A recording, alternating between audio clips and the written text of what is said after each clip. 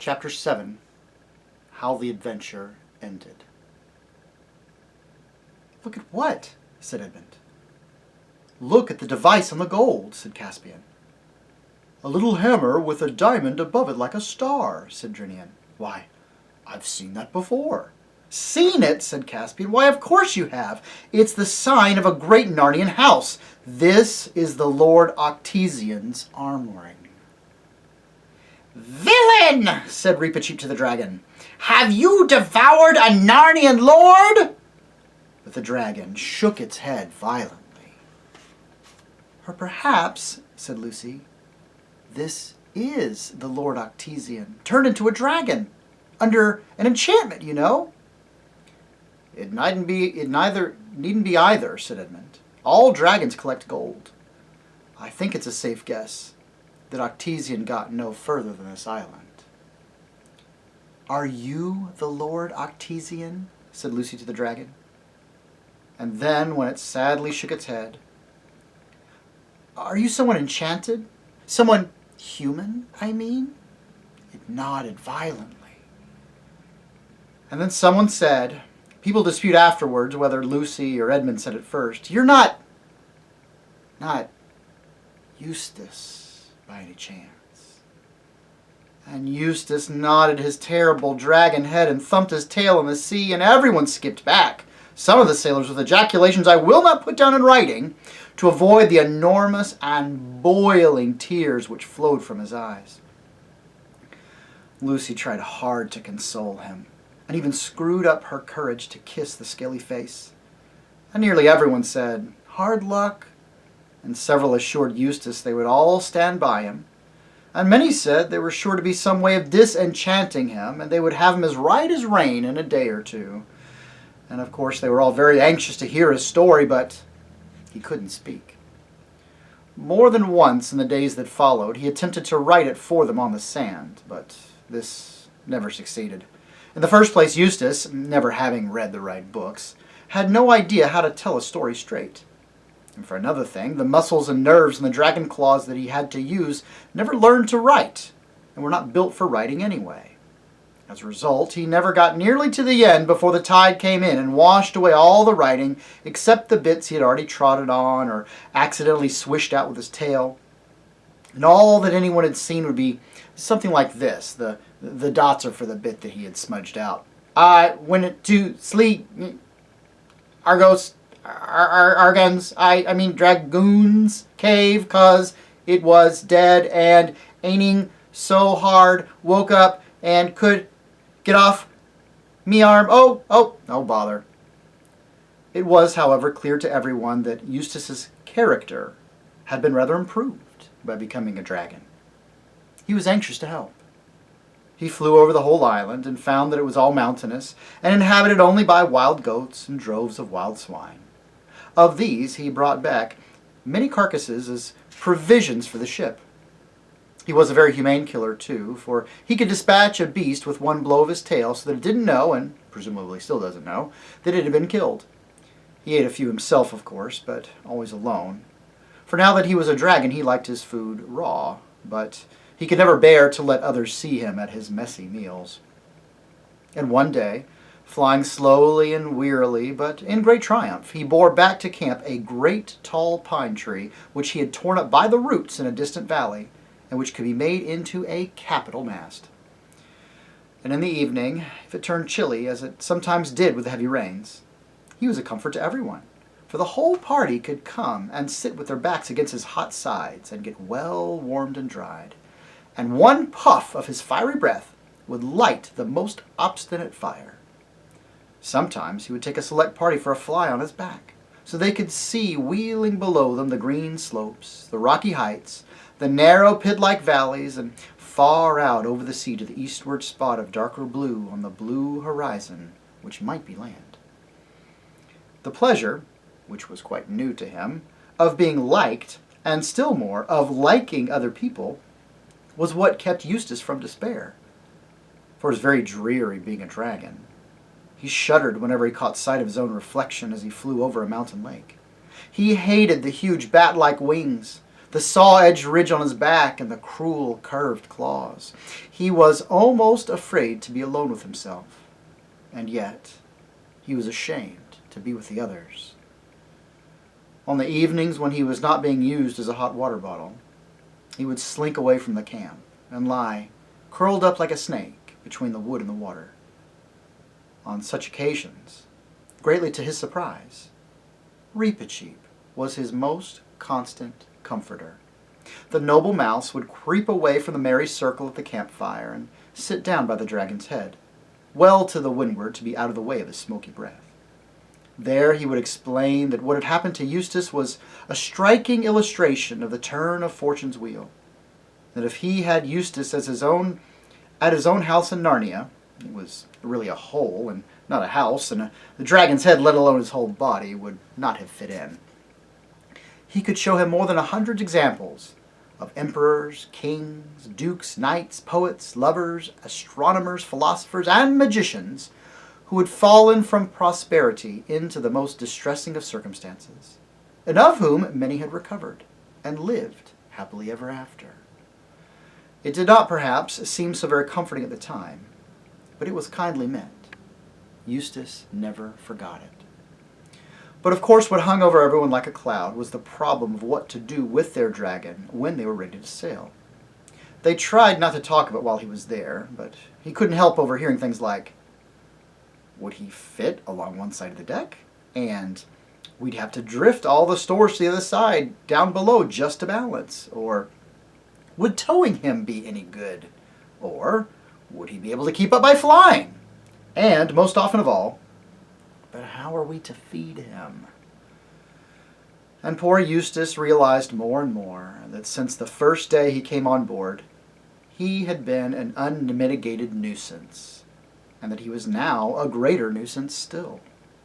And this ate into his mind, just as that bracelet ate into his foreleg. He knew that it only made it worse to tear at it with his great teeth, but he couldn't help tearing now and again, especially on hot nights. About 6 days after they had landed on Dragon Island, Edmund happened to wake up very early one morning. It was just getting gray, so that you could see the tree trunks if they were between you and the bay, but not in the other direction. As he woke, he thought he heard something moving, so he raised himself on one elbow and looked about him. Presently, he thought he saw a dark figure moving on the seaward side of the wood. The idea at once occurred to his mind was, are we so sure that there are no natives on this island after all? Then he thought it was Caspian. It was about the right size, but he knew that Caspian had been sleeping next to him and could see that he hadn't moved. Edmund made sure that his sword was in its place, and then rose to investigate. He came down softly to the edge of the wood. The dark figure was still there. He saw now it was too small for Caspian, too big for Lucy. It did not run away. Edmund drew his sword, was about to challenge the stranger, when the stranger said in a low voice, "Is that you, Edmund?" "Yes." "Who are you?" he said. "Don't you know me?" said the other. "It's me.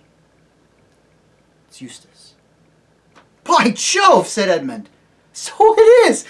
My dear chap!" "Hush," said Eustace, and lurched as if he were going to fall. "Hello," said Edmund, steadying him. "What's up? Are you ill?" Eustace was silent for so long that Edmund thought he was fainting. But at last he said, "It's been ghastly. You don't know, but it's all right now. Could we go talk somewhere? I don't want to meet the others just yet." "Yes, rather. Anywhere you like," said Edmund. "We can go sit on the rocks over there. I say, I am glad to see you looking yourself again. You must have had a pretty beastly time." They went to the rocks and sat down, looking out across the bay, while the sky grew paler and paler and the stars disappeared, except for one very bright one low down and near the horizon. "I won't tell you how I became a dragon till I can tell the others and get it all over," said Eustace. "By the way, I didn't even know I was a dragon till I heard you all using the word when I turned up here the other morning. I want to tell you how I stopped being one." "Fire ahead," said Edmund. "Well, last night I was more miserable than ever, and that beastly arm thing was hurting like anything." "Is that all right now?" Eustace laughed.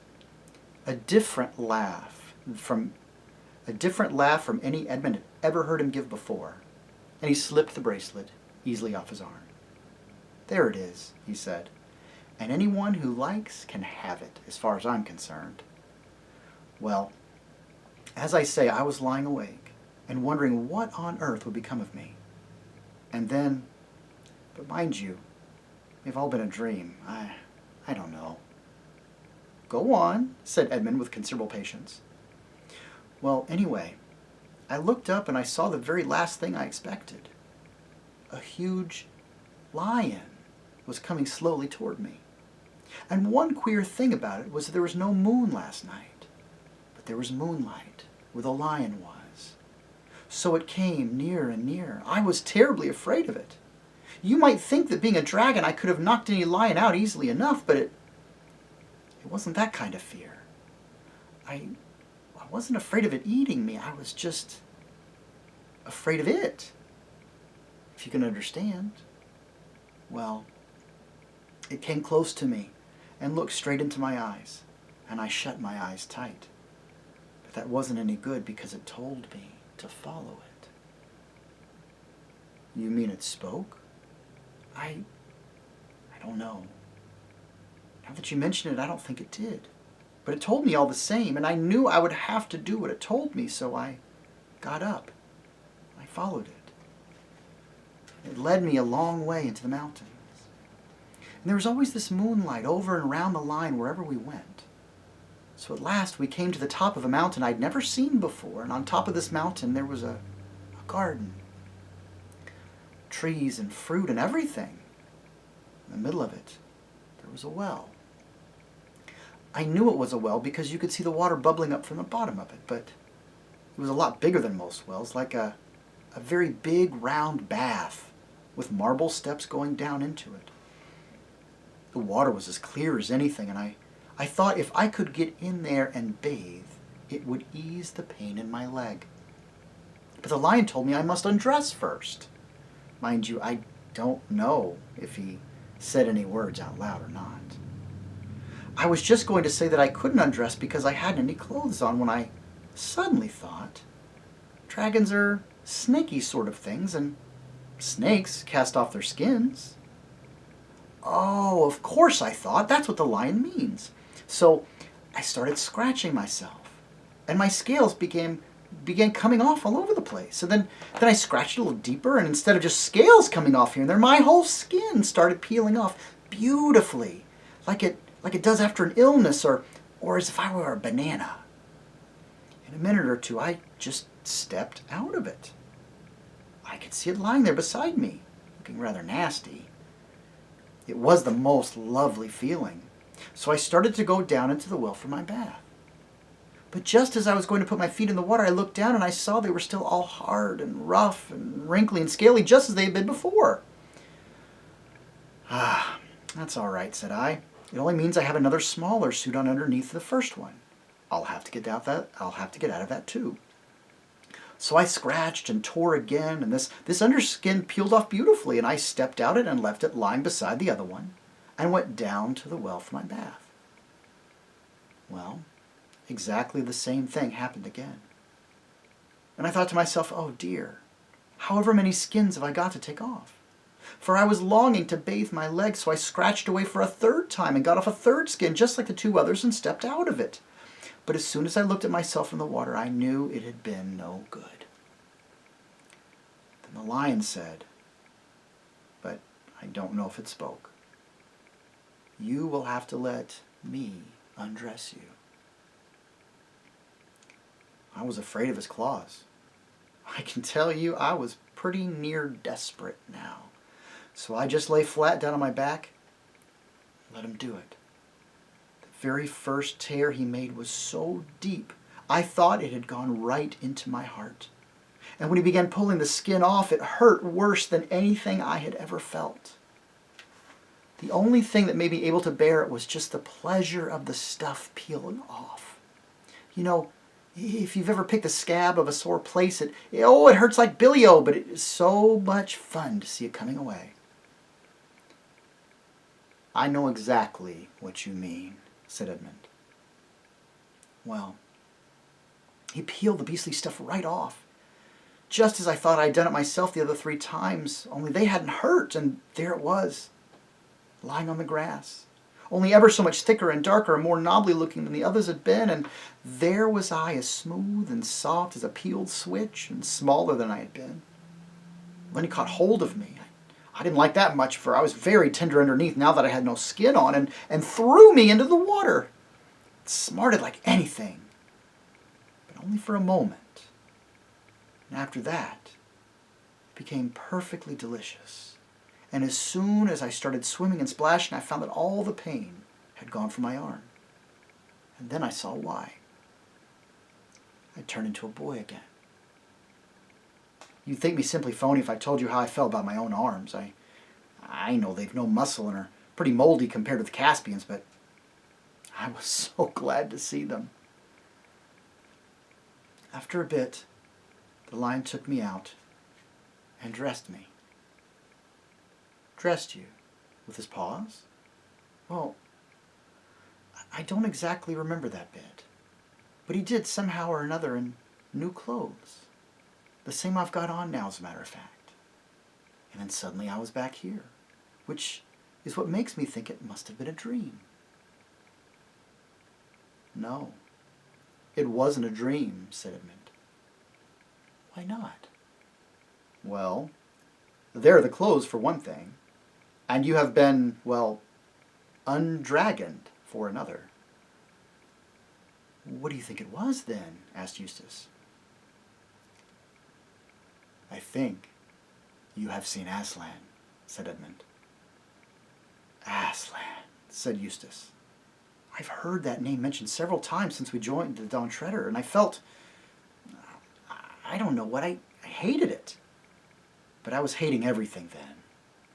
And by the way, I'd like to apologize. I'm afraid I've been pretty beastly. That's all right, said Edmund. Between ourselves, you haven't been as bad as I was on my first trip to Narnia. You were only an ass. I was a traitor. Well, don't tell me about it then, said Eustace. But who is Aslan? Do you know him? Well, he knows me, said Edmund. He is the great lion, the son of the Emperor over the sea, who saved me and saved Narnia. We've all seen him. Lucy sees him most often, and it may be Aslan's country we are sailing to. Neither said anything for a while.